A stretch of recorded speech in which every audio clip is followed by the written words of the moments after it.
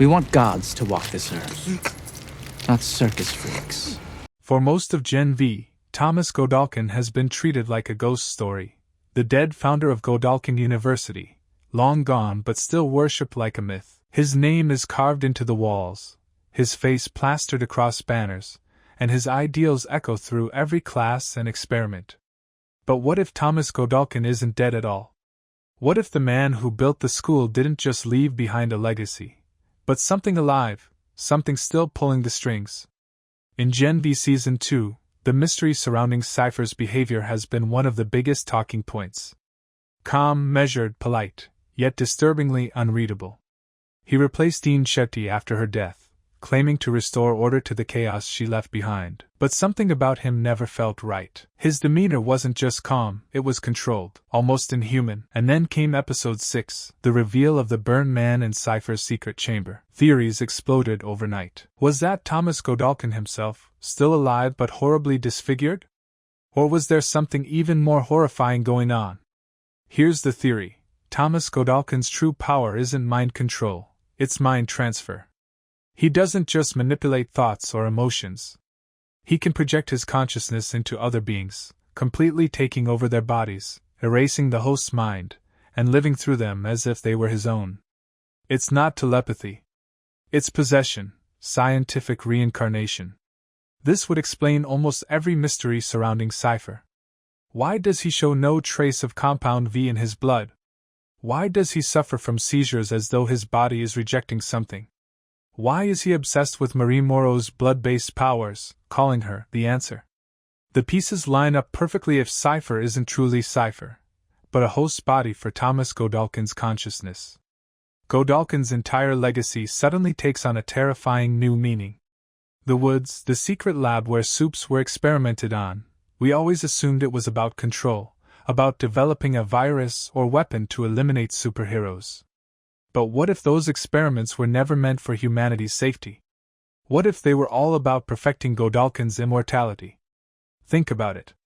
Godolkin was obsessed with evolution, with the idea of creating better soups, the next stage of human development.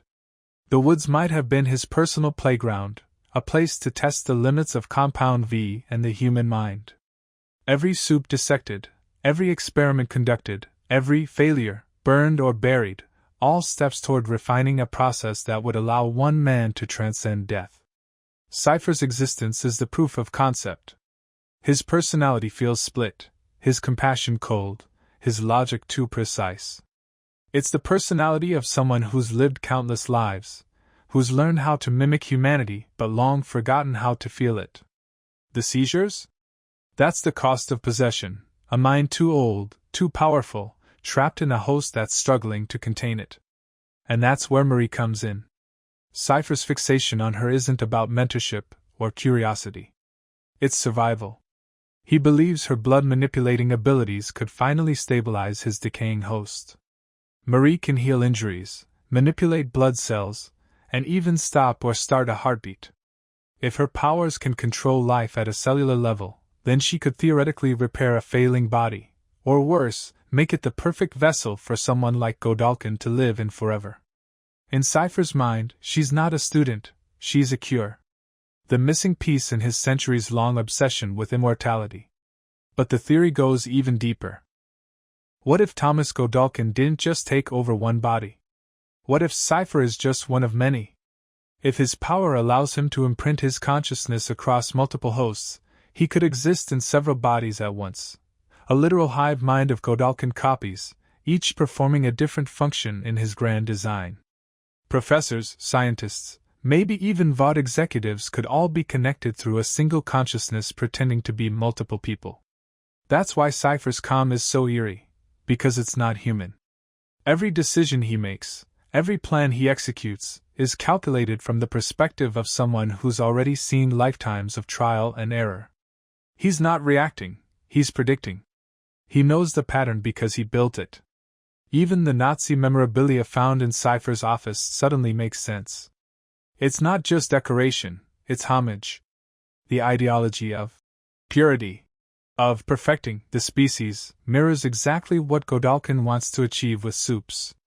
He doesn't seek power for fame or money, he seeks control through selection.